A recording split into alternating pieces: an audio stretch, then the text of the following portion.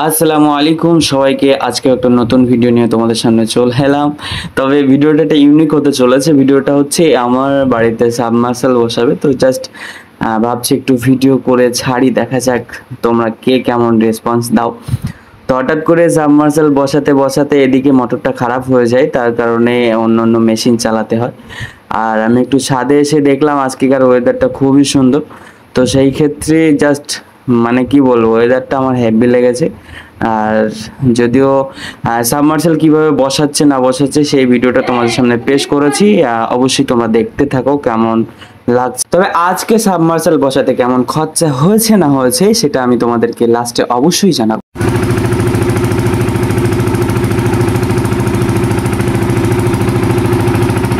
এদিকে তো চাচা লেয়ার চেক করছিল, তো সেই মধ্যে আমিও একটু লেয়ারটা চেক করে নিলাম। আমি অবশ্য কিছু বুঝি না, তবুও চেষ্টা করলাম।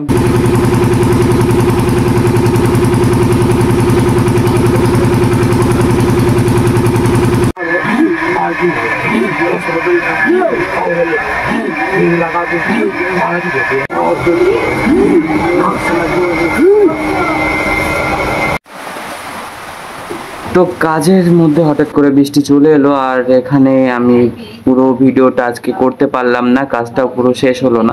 তো সেই ক্ষেত্রে দ্বিতীয় ভিডিওটা আমি তোমাদের সামনে আবার পোস্ট করব কিভাবে সাবমার্সাল থেকে জল তোলা হয়।